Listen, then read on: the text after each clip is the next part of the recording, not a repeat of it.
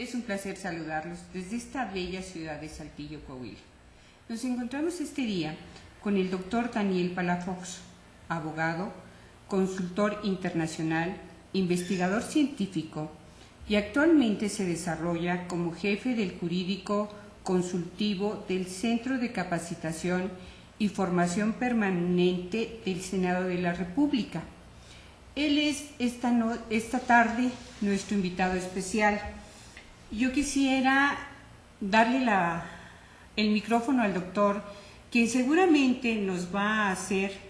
Él presentó este día en la universidad un libro muy interesante, del cual yo quisiera que él nos narrara sobre él y nos dijera muchas cosas más. Su vida es interesante. Doctor, adelante. Gracias, Valentina. Muy buenas tardes. En principio, agradecer profundamente la invitación que nos hace el canal de televisión Medios Democráticos y por tu gentileza de darnos la oportunidad que del marco de las ideas podamos difundir un tema crucial de la existencia humana. Como bien lo señalas, la visita que hago al estado de Coahuila es en el marco de una serie de eventos que realiza la Universidad Autónoma de Coahuila y en particular el Departamento de Trabajo Social. Vengo presentando a lo largo y ancho del país el libro de mi autoría que se titula Amor, Erotismo y Sexualidad en la frontera del matrimonio y el divorcio. De la comedia del matrimonio a la tragedia del divorcio. Muy común en estos tiempos. Sí, este trabajo obedece precisamente, como tú lo dices, al fenómeno que cada vez es más concurrido, cada vez es más común, el tema del matrimonio y del divorcio. Quiero decirte que a nivel nacional, aproximadamente según datos que nos arroja el Instituto Nacional de Geografía, Estadística y Informática, se celebran aproximadamente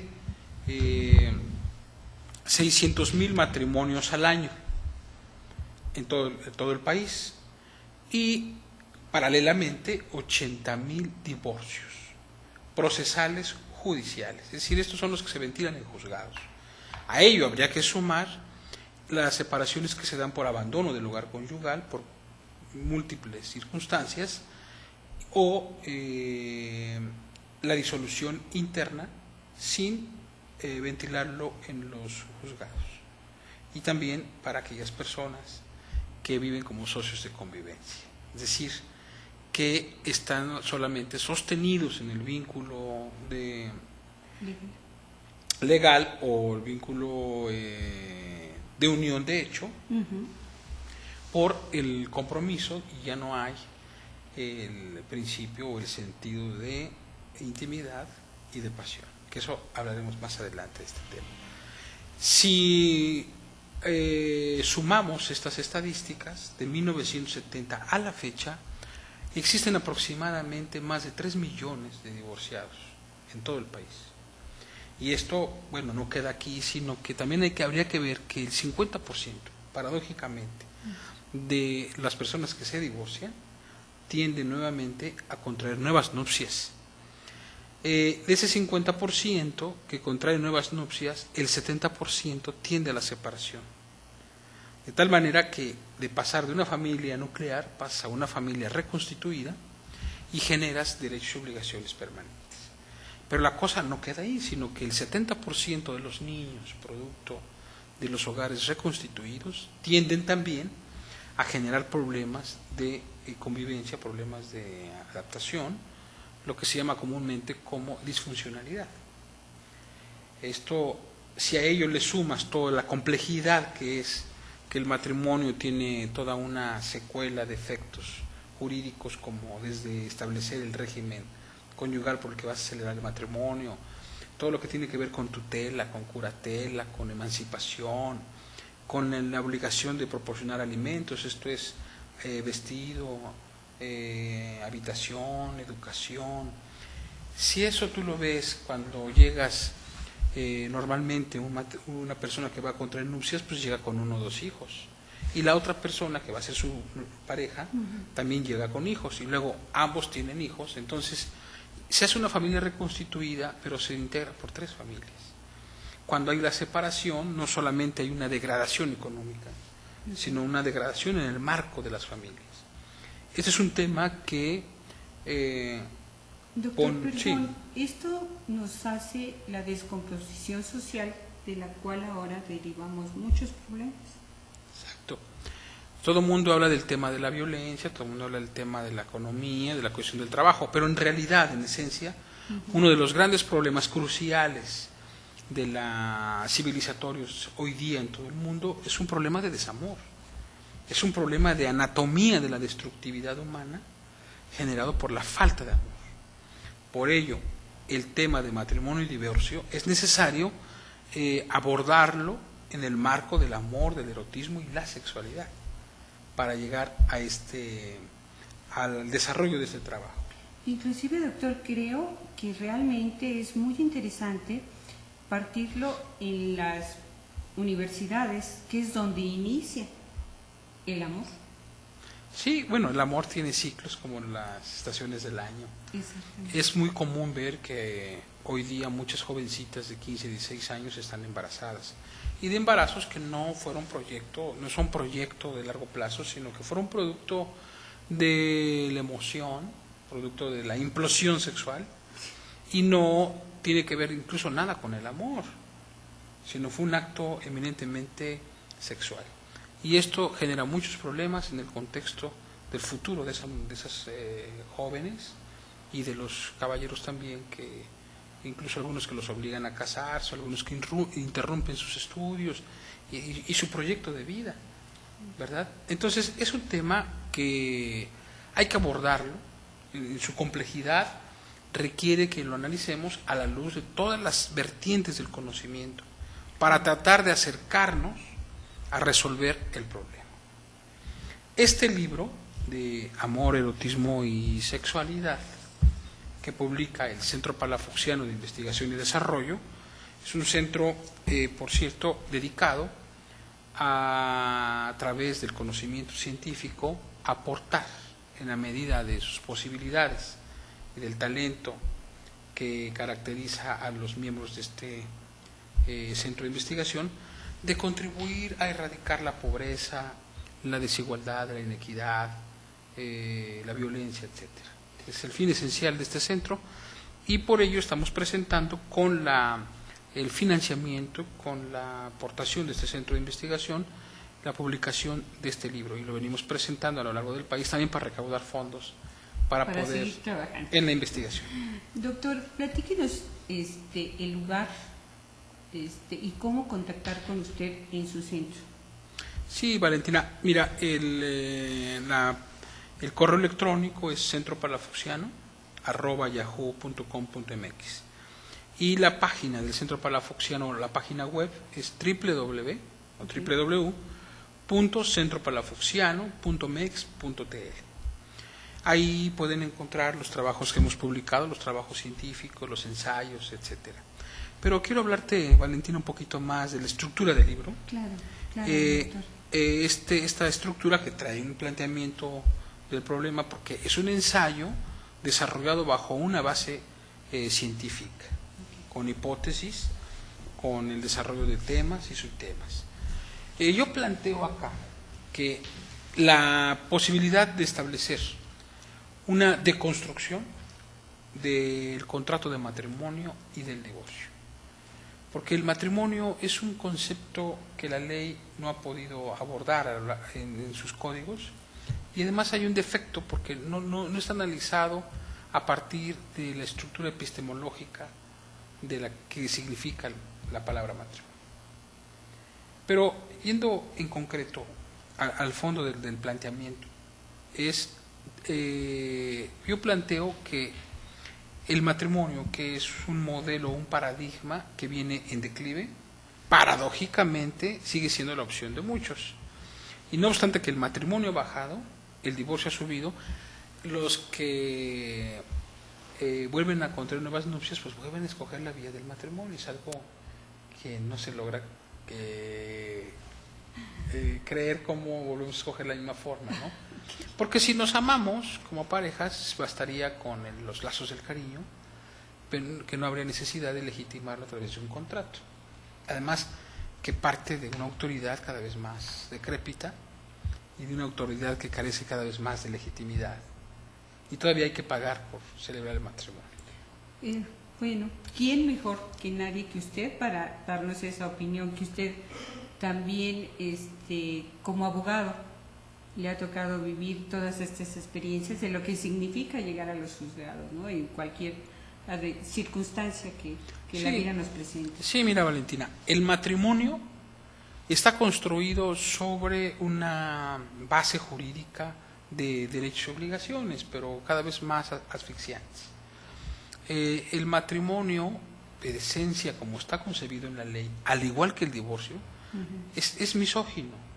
Okay. Y es cargado como fenómeno de dominación hacia el varón, porque las leyes en materia familiar y civil llevan en su sangre el derecho canónico, es decir, los mecanismos de control y dominación. El matrimonio lo retomó la Iglesia Católica jerárquica, para, igual que la confesión y el perdón, el matrimonio como mecanismos de control.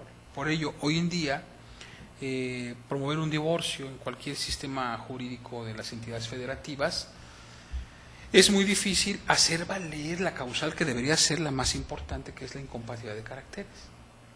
Es la más difícil de probar en los juicios de divorcio, porque hay una tendencia jurídica a no permitir la disolución del vínculo matrimonial. Hay que recordar que una de las reglas del matrimonio católico es que son indisolubles, son para toda la vida. Entonces, esto, lo que yo vengo planteando es una deconstrucción tanto del contrato de matrimonio como del contrato de divorcio. Hablo de deconstrucción en los términos que el filósofo francés Jacques Derrida nos los ha enseñado, que es, para decirlo de manera simple, es derribar esta estructura, este micrófono, y volver a crear otro nuevo, pero con su mismo material, adaptarlo a la realidad social. Yo planteo un contrato de unión de personas que fusione tanto el de matrimonio como el de divorcio. Un contrato de unión de personas que no sea necesariamente con fines exclusivos de sexualidad y de reproducción, porque así está concebido el contrato de matrimonio. Ese contrato de matrimonio es en su base transgrede y es violento, porque si tú no cumples con una de las funciones de sexualidad y de perpetuación de la especie, entonces el cónyuge te puede demandar la disolución del vínculo matrimonial. Sin embargo, yo planteo un contrato de unión de personas que no necesariamente tenga esos fines. Los puede agregar, pero también se pueden unir dos jóvenes del mismo sexo, dos mujeres, dos personas de avanzada edad, y no necesariamente para tener sexo, sino para ayudarse en la lucha por la existencia humana. Recibir bonos del Estado, beneficios sociales, porque cada vez está creciendo más otro fenómeno, que es el otro lado de la moneda del matrimonio, que es la soltería. Cada vez más, aproximadamente en México hay 2 millones, más o menos según estadísticas que nos da INEGI, de hogares de una sola persona. Es decir, de que aquellos que viven en soltería por decisión propia o porque por circunstancias de la vida, divorciados, viudos o personas enfermas, tienen que vivir solas. Por ejemplo, yo vivo solo en la Ciudad de México 4 días. Vivo el fenómeno de la soltería. Y es un problema que tengo que financiar todos mis gastos, el departamento. Es un hogar, solo 4 días. Aparte de mi compromiso familiar, ¿verdad? Entonces, tiene que verse, esto tiene que deconstruirse para dar unas nuevas alternativas de convivencia, pero sobre todo del fortalecimiento del vínculo amoroso, que es el objeto de estudio de este trabajo. Ahora bien, el divorcio es, como está constituido actualmente en todos los códigos del país, porque casi parece que no sabemos quién se copió a quién, porque son muy parecidos, establecen más de 20 causales de divorcio, que son en esencia puras mentiras. O sea, hay que inventar. Bastaría con decir, yo quiero, hasta aquí llegué, quiero vivir separarme y es suficiente, ¿verdad? Entonces, este contrato de unión de personas lo que plantea es que en uno solo se prevea una separación a futuro con cláusulas y evitemos un procedimiento judicial transgresor, violento, donde se recurre a veces al homicidio, al suicidio, a la confrontación de familias y al jaloneo de los hijos que terminan siendo enemigos de sus padres. Claro. Entonces es lo que pretendemos. Doctor, y en este planteamiento que usted hace, ¿estaría resguardando en el caso de existir hijos de alguna manera? Por supuesto, este contrato de unión de personas, parte de los bienes jurídicos a tutelar, es fundamentalmente garantizar la disolución en términos de libertad, de respeto y de equidad, porque es muy común que hay separaciones ya legalmente constituidas, judicialmente separados, y el cónyuge, generalmente varón, sigue acosando a la exmujer o a la exnovia. O sea, siguen esos lazos de violencia contra ella. Entonces, este contrato plantea la posibilidad de darle seguridad a los cónyuges cuando plantean la disolución o la terminación de ese contrato, y también se establecen clausulados para prever tanto los alimentos, la custodia de los menores hijos que en algún momento serán mayores de edad.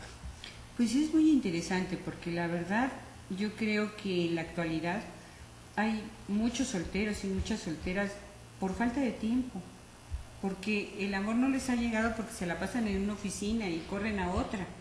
Entonces es muy interesante que esta problemática y esta situación, a veces planear una boda ya resulta un esfuerzo superior porque las tiendas están cerradas a la hora que salen, porque aunque hay gente que se dedica a hacer un evento, también los ustedes se acaban en el divorcio, ¿no? Después de tantas cosas, de haber realizado tantas cosas para casarse, se acaban divorciando. Entonces realmente, doctor, creo que está su libro interesantísimo. Yo le pediría que siguiera explicándonos más y nos hable un poquito de su vida. Con mucho gusto. Mira, el matrimonio en sus orígenes, en el devenir histórico, las grandes civilizaciones, hablamos de los hindús, de los orientales, la cultura del Islam, de los hebreos, el matrimonio era efectuado para casar a las familias pudientes y conservar sus patrimonios. O sea, lo que preveían ellos era consolidar las familias y decían el amor vendrá después. Lo que importa es la familia. Tú te vas a casar con fulano o con sutano, porque aquí hay que garantizar el patrimonio familiar. Se supone que con el transcurso de los siglos, hoy día nos casamos por amor. Bueno, Pero, ¿sí? Vemos que en los judíos sigue existiendo esa práctica, en la religión de los judíos sigue el seguir conservando el patrimonio familiar a través de estas bodas, ¿no? Sí, pero en lo general, lo que es la cultura occidental, los países de América y orientales, se supone que hoy día nos casamos por amor. Entonces, para llegar a analizar qué es el amor, qué es el matrimonio, hay que analizar qué es el amor. ¿Dónde nace? Entonces, siendo eso tan complejo, tenemos que recurrir a la filosofía, tenemos que recurrir al psicoanálisis profundo, tenemos que recurrir a la neurobiología, tenemos que recurrir al arte, tenemos que recurrir a la pintura, a la música, a la literatura, a la poesía, para tratar de aproximarnos al fenómeno del amor del que tanto se ha hablado a lo largo de la historia. Porque hay tres cosas fundamentales que cruzan por la existencia humana y que van a definir la personalidad de un ser humano desde el momento en que nacemos hasta la muerte, que es el amor, la sexualidad y la muerte. Son los tres temas que nos generan ansiedad, estrés, depresión, etcétera.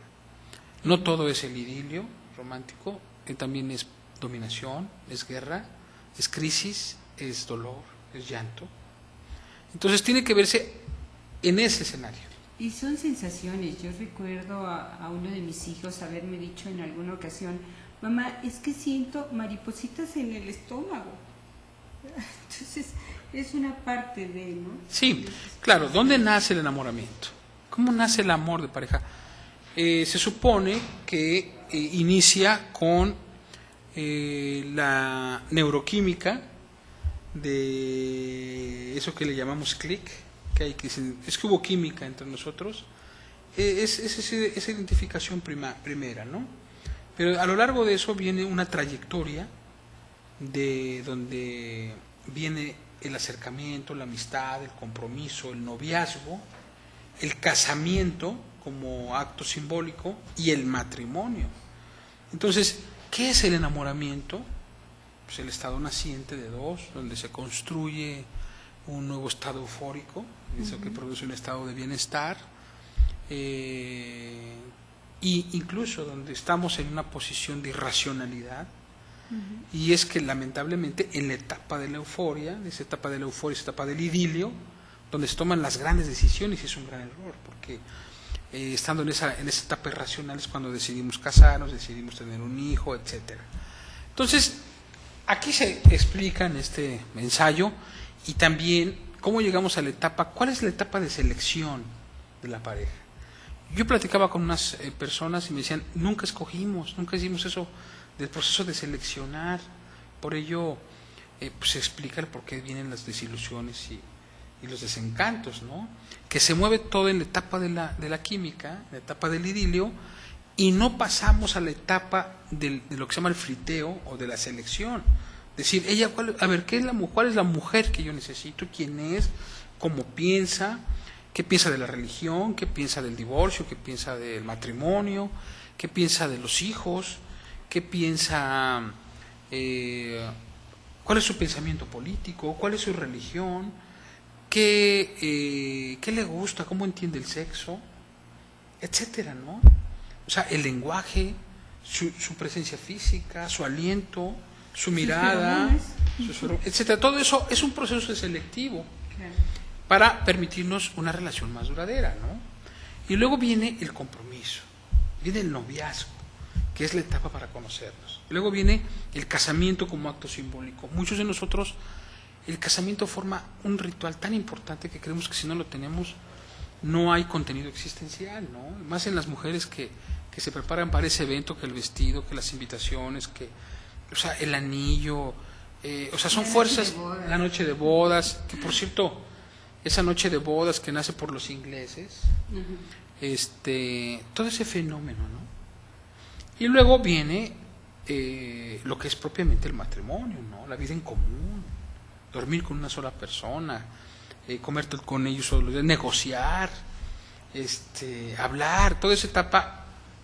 Ahora, replantearnos cuánto dura una relación amor-eros, ¿no? Nos dicen que dura de 2 a 4 años, cuánto dura per cápita la calidad de un matrimonio, se habla de 7 años, se habla que después la mayor parte, lamentablemente, la mayor parte de los matrimonios están sostenidos por el vínculo del compromiso.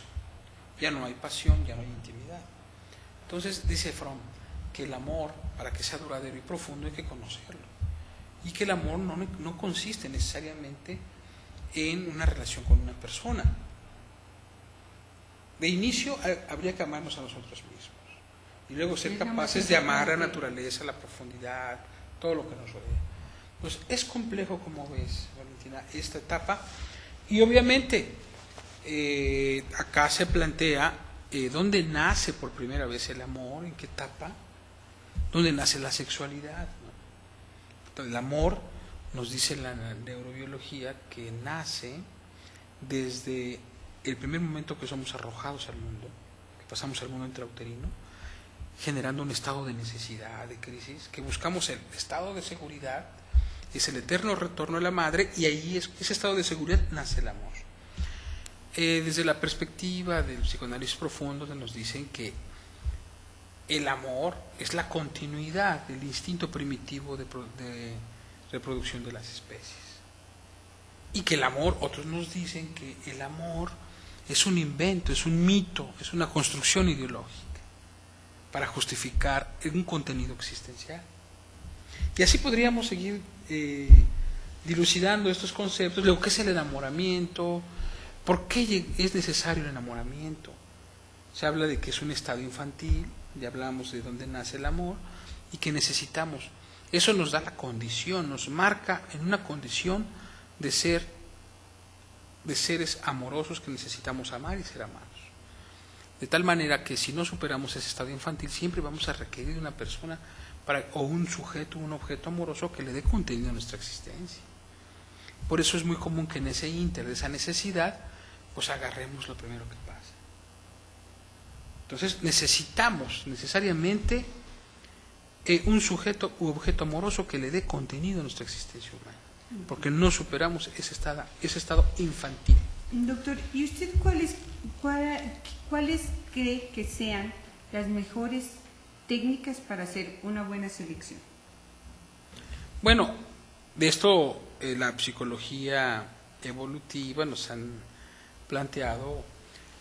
Es muy importante, aunque muchas veces se dice que en el amor no hay edades, es importante ver que en la práctica es importante que la mujer y el hombre vean las dimensiones de unión en pareja de la edad. Nos dicen que el hombre no puede ser mayor de 10 años más que la mujer. Y tiene una lógica de estrategia, porque sería que la mujer fuera una viuda muy joven. Si partimos de que la edad problemática de los hijos es entre los 18 y 20 años, de los 10 a los 20. Entonces, calculando las edades, ya no es recomendable. Igual hay aquí quienes sugieren que también la mujer debe ser menor que el varón, con el objeto de el hombre, que es el que provee seguridad, tenga la experiencia suficiente para poder llevar a cabo esa relación. Bueno, son posturas, son visiones. Claro, va a haber muchas relaciones donde rompan la regla, ¿no? Claro. Y hay excepciones, pero normalmente son esos criterios, ¿no?, los que predominan. También cuando sugieren que pues, no te cases con un enfermo, porque eso de enfermedad genera disminución económica, pérdida de tiempo y de energía. Entonces siempre busca a que tu pareja tenga las condiciones saludables, físicas, para un matrimonio longevo y seguro. Y entonces, en esas condiciones que usted me comenta, el amor, ¿dónde está? Bueno, aquí hay que apoyarnos de la psicología evolutiva. Nos dicen estos investigadores de la psicología evolutiva que para que haya, el amor tiene necesariamente 3 requisitos para que pueda ser pleno y duradero. Es una corriente, ¿no? Es una visión, y nos vamos a apoyar en esta para poder dar respuesta a tu pregunta. Okay. Se requieren 3 condiciones, o 3 requisitos, o 3 cualidades para que ese vínculo amoroso sea pleno, de calidad y duradero. Okay. Que requiere, primero, de intimidad, de pasión y compromiso. Es decir, intimidad es la posibilidad de que tú y yo podamos hablar de nuestros proyectos de vida, de lo que sentimos, de lo que vivimos, de lo que presenciamos, de lo que queremos, ¿no? Esa es la intimidad. La pasión es el antojo mutuo, el deseo, el atractivo físico. Y es muy común que cuando hay una relación amorosa al principio, la mujer es muy cuidadosa de su peso, de su presencia, de su figura, y con el tiempo vienen los hijos, aparte de que tarda mucho en recuperarse, la gestación son 9 meses, recuperar su cuerpo como es, se deja al abandono y entonces pierde esa belleza, ese atractivo físico del que el hombre, ese fue el objetivo fundamental del hombre que buscó en una mujer. Porque los varones, por biología, por razones biológicas, buscamos la belleza, buscamos la cara, los labios, el pecho, los glúteos, las piernas, las uñas, su color, su olor, etc. Y la mujer busca en su par, busca la seguridad, busca el proveedor comprometido de largo plazo. Claro, hay edades, cuando es jovencita, pues busca la cara bonita, después busca el que le divierte y va creciendo, va viendo que sus intereses son. Pero esto no es porque sea una estructura planteada sobre un estatus social, sino porque la biología, esas fuerzas biológicas empujan hacia eso. Claro. Doctor, o sea, usted tiene razón. Perdón, y falta complementar la parte del compromiso. Okay. El otro elemento, hablamos de que era intimidad, pasión y compromiso. El compromiso son las reglas del juego sobre el que va a versar nuestra relación, que normalmente el hecho nada más de decir vamos a ser novios o vamos a casarnos, está planteando de entrada la exclusividad y el sentido de pertenencia en una sola relación. Y eso es lo que con el tiempo, cuando vemos que biológicamente estamos construidos para relaciones de 2, 4 años, eros, pasión, y que todo tiene una terminación biológica y que tendemos a la diversidad, no está siendo congruente ese sentido de reglas de pertenencia y de exclusividad, aunque hay quienes dicen, y esto lo dicen científicos, estudiosos del cerebro, que el cerebro tiene una sustancia que busca la necesidad de tener una relación permanente y duradera, y eso tiene que ver con la continuidad de la especie. O sea, esto es para discutirlo, dilucidar. Este libro no plantea respuestas, este ensayito plantea preguntas. Okay. Y da los elementos para entrar a un debate discursivo y aproximarnos a este gran tema del amor, del erotismo y la sexualidad.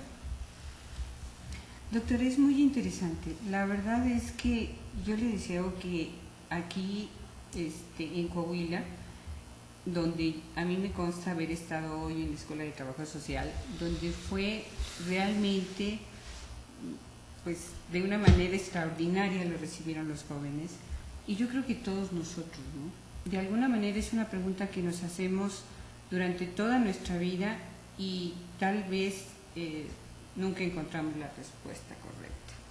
Entonces es súper interesante su libro. Doctor, si usted se fuera de Saltillo, ¿de qué manera podemos nosotros conseguir sus libros? En las páginas web que le he comentado, y también en el Departamento de Trabajo Social dejamos ahí algunos libros para si alguien está interesado, pero en las páginas web que te he mencionado pueden localizarme y pedírmelo y se los puedo mandar por correo certificado, el libro. Estoy en pláticas con gentes de Educal a nivel central en la Ciudad de México. Ellos creo que tienen más de 300 librerías en todo el país y sería la vía de poderlo hacer llegar a todas las Educal que hay en todo el país para poder distribuirlo. No ha entrado a tiendas de autoservicio porque nos piden el 50% del valor del libro y pagan 3-6 meses. Entonces esto viene nos afecta tanto a los escritores, editores como a los consumidores. Entonces la estrategia de este ensayo es llevarlo en un peregrinar, en las universidades, donde nos abren espacios, donde en grupos, en familias, y la estrategia de venta y de comunicación directa, y nos permite conocer las formas de cómo la gente ve el amor, cómo ve el erotismo, cómo ve la sexual, cómo lo experimenta, porque nosotros no tenemos la verdad absoluta, es un trabajo que plantea una discusión sobre un tema rector. Muy interesante. Doctor, pero yo también sé el otro aspecto de su vida, que usted también se dedica al deporte y por el cual me gustaría mucho que me platicara cómo distribuye su tiempo usted en la Ciudad de México, donde no nos da tiempo de nada, se acaba el día y nos faltan muchas cosas por hacer. Me gustaría que nos platicara un poquito más de usted también. Bueno, sí, efectivamente tengo desde hace un tiempo una escuela de boxeo y me dedico como instructor y sparring de boxeo, que es un deporte... Entonces, ¿perdón? No, al contrario. El boxeo es un deporte de mucha inteligencia, de mucha estrategia y nos permite desarrollarnos con mucho gusto, de estar contentos, y paradójicamente, que es un deporte de contacto físico, es un deporte que nos permite estar con toda tranquilidad todo el día, que nos evita la violencia. O sea, qué interesante. sale todo ese tipo de impulsos que tenemos, ¿no? En mi distribución del tiempo lo dedico al deporte muy temprano y las demás partes al estudio científico y actividades de tipo de conferencias y el ocio, pues lectura, librerías, y también tengo la parte de atender a mi familia, a mis hijos, a mi esposa que viven en la ciudad de Tlaxcala, y entonces estamos también cumpliendo con ese papel de proveedores responsables, de padres, con mis hijos adolescentes, ya uno en la universidad y tengo también esas tareas de estar pendiente. Claro, yo creo que son fundamentales para ver ese ser humano que usted tiene dentro y la verdad, en jurisprudencia, pues mis respetos por todos sus doctorados y fue un placer haber platicado con usted, haber tenido esta plática y espero que no sea la última vez que esté en Coahuila, sino que haya muchas visitas más y muchas presentaciones de sus libros, no solamente este, sino lo que tiene en jurisprudencia, ¿verdad? Sí, Valentina, muchas gracias nuevamente a ustedes, a la Universidad Autónoma de Coahuila y en particular al Departamento de Trabajo Social, y también mencionar que en esta cruzada intelectual me acompaña el doctor Andrés Rodríguez Ríos, que es el autor de esta famosa frase de la comedia del matrimonio y la tragedia del divorcio. Él me invita acá a Coahuila, participamos con la universidad, él viene desarrollando unos proyectos y hay la inquietud de los estudiantes, que nos fue muy bien con ellos, quedaron muy a gusto. Doctor, ¿qué le parece si invitamos al doctor Andrés? Como no, ¿Podemos, está por aquí, me dicen que estaba sacando algunos apuntes y podríamos, si ustedes no tienen inconveniente, claro, ojalá que nos dé algunos comentarios, que cerrara, porque se nos van muchas cosas en esta plática, entonces, y que nos dé su punto de vista.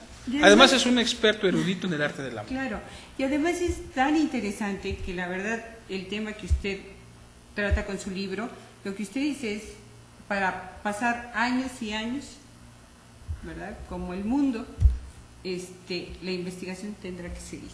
Sí, Valentina, muchas gracias. Ahorita, me dará en el mucho momento gusto que tú digas. Y, doctor, pues yo le invito a que usted nos haga el favor de invitarlo a que pase aquí a nuestra sala. Ah, cómo no. Para que junto con usted nos platiquen un poquito más de su visita. Muy bien. En un segundo estamos con ustedes. La verdad es que me parece muy interesante que la gente que nos visita tengamos la oportunidad de conocer, porque a veces no tenemos esas posibilidades que ahora el Internet nos da de llegar a todos ustedes y de poder estar en contacto en muchas partes del mundo. Entonces, pues es realmente para mí muy grato tener al doctor aquí con nosotros y que yo creo que los tres concluiremos este programa de una mejor manera y yo les agradecería mucho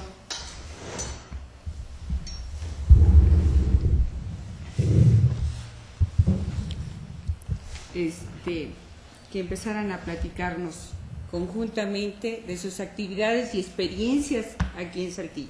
Bueno, como hace rato lo habíamos mencionado, gran parte de ese trabajo se inicia en diálogos de café, hablando de este tema toral, haciendo análisis de lo que vivimos en la reflexión hacia dónde va el mundo, y coincidíamos que el gran tema central, el gran tema nuclear de la existencia humana es el amor. Entonces, así como se dedican muchos estudios a las leyes, a muchos temas importantes del conocimiento, el amor es un tema crucial, porque repetíamos que el gran problema de la crisis más bien civilizatoria de hoy día, es una crisis de desamor. El doctor nos ha escuchado, nos ha acompañado en todas las conferencias que hemos hecho a lo largo del país y en otras partes, y el doctor siempre cierra muy bien esta parte del tema que venimos tratando del ensayo de amor, erotismo y sexualidad en la frontera del matrimonio y el divorcio. Así es que, doctor, es el micrófono completito. Muchas gracias, les reitero mis agradecimientos por la invitación que me han hecho y voy a tratar de ser muy breve porque he escuchado con detenimiento los conceptos que han desarrollado. Yo solamente quiero decir que hay tres maneras de conquistar el mundo. Una puede ser como los grandes generales, a través de la espada, como lo hizo Napoleón.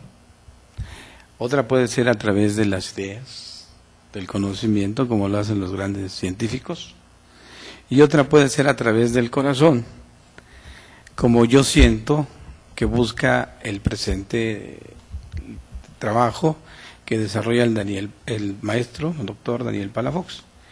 Y digo que es una de las formas de conquistar el mundo porque desarrolla de una manera profunda, fina, sistemática, ordenada, la tríada que determina sustancialmente el quehacer, el ser existencial del hombre. Esta tríada que es amor, erotismo y sexualidad. Simplemente voy a hacer referencia a una metáfora que se ha insistido mucho y que la utiliza el gran escritor Octavio Paz, que dice que esta tríada se expresa en una planta. En la raíz se encuentra la sexualidad, el erotismo sería el tallo por donde sube la savia elaborada, la savia que alimenta, y finalmente en la parte frondosa, llena de flores y de frutos, se encuentra el amor. Esta tríada es finalmente los elementos que nos hacen vivir, existir, ser, pensar, amar. Y yo creo que en el texto que hoy el doctor Palafox nos ha explicado muy detalladamente, se encuentran desarrolladas ideas que nos pueden servir en nuestra vida cotidiana, en la relación con los demás, con la pareja, con la familia, con los hijos, y que nos van a permitir tener una vida más independiente, más autónoma, más libre, más sincera, más auténtica. Y coincido fundamentalmente cuando se dice que el amor es una de las formas existenciarias del ser, que permiten mostrarnos como somos, mostrar nuestra mismidad. El amor, el erotismo y la sexualidad es un regreso a nuestra mismidad, a nuestro interior, es mostrar descarnadamente, auténticamente, sin disfraces, lo que realmente somos. Y entonces yo recomendaría a los que nos escuchan, a los que nos ven, que con más calma pudieran revisar el texto, ¿verdad? El ensayo. Es muy rico porque hay una revisión exhaustiva de más de 300 libros.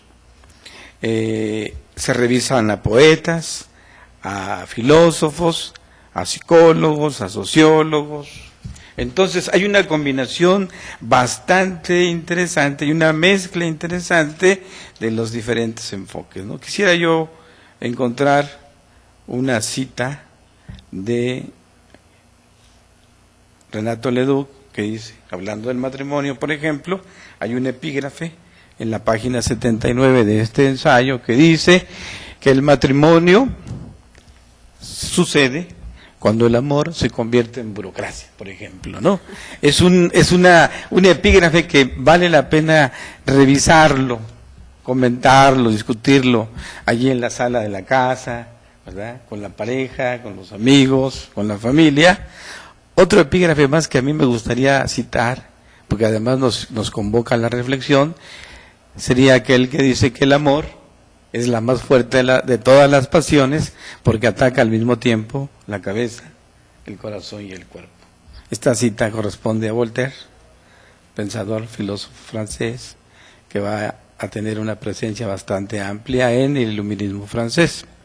Y entonces el libro está plagado de epígrafes, de citas, de reflexiones, desde el Tao Te Ching, ¿no? El Kama Sutra, la Biblia, los grandes libros sagrados de las grandes civilizaciones, y me parece que, la gente que lea con detenimiento este texto estará encontrando una beta importante que le puede ayudar a resolver muchas cosas, ¿no? Entonces, para mí ha sido un placer porque este texto efectivamente, en alguna medida hemos sido cómplices de su construcción, después de ir a hacer ejercicio, caminar por el jardín botánico de la ciudad de Tlaxcala, ir a entrenar un poco de box y luego ir a desayunar.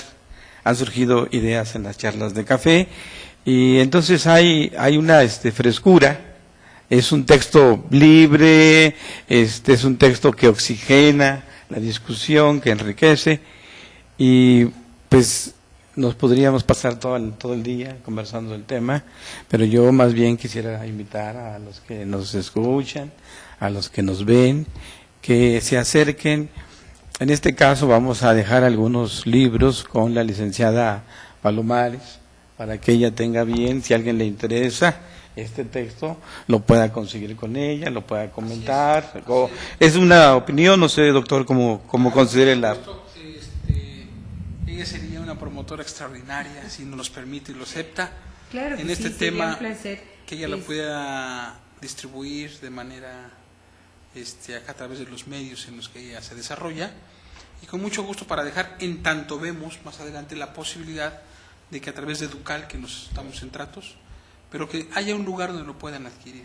Claro que sí, será un placer. Yo pongo a su disposición mi teléfono, y que de alguna manera a través de este programa pudiéramos tener el contacto con la gente que lo quiera, y dejar un centro aquí donde se encuentra el canal.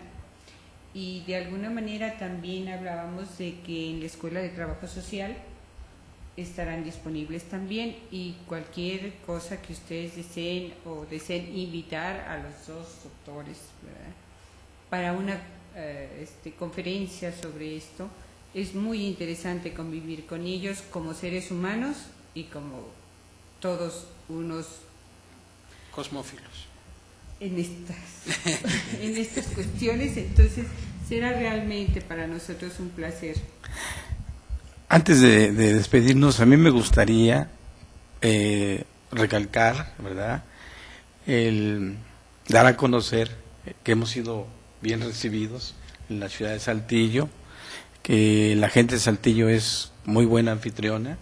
La Universidad Autónoma de Coahuila, concretamente la Facultad de Trabajo Social, ha sido muy hospitalaria con nosotros, nos ha permitido trabajar muy de cerca con la juventud, y también hemos encontrado una atención especial de parte de personas como la licenciada Palomares, la señora Cristina, que nos han atendido muy bien, nos han guiado en nuestra estancia aquí en la ciudad de Saltillo, y la verdad pues nos vamos muy contentos, muy satisfechos. Es una ciudad muy bonita, con muchas posibilidades de desarrollo, pujante, se nota pues el esfuerzo de las personas de este lugar, su trabajo, su esmero, y yo quiero pues desde aquí felicitar a la ciudadanía, a los jóvenes, a las gentes, ¿verdad?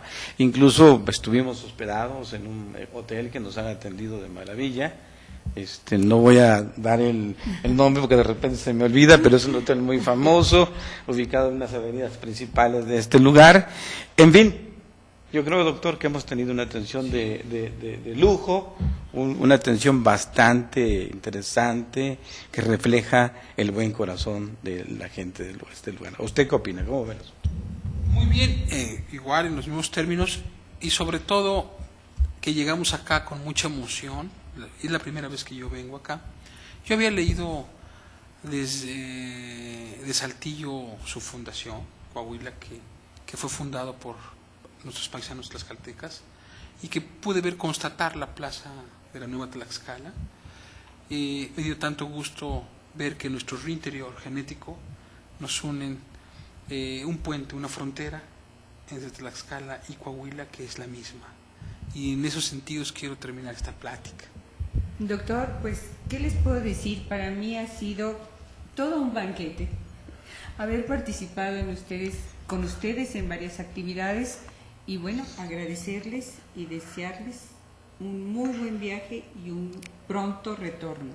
Esta es su casa. Gracias. Pues muchas gracias, Mar.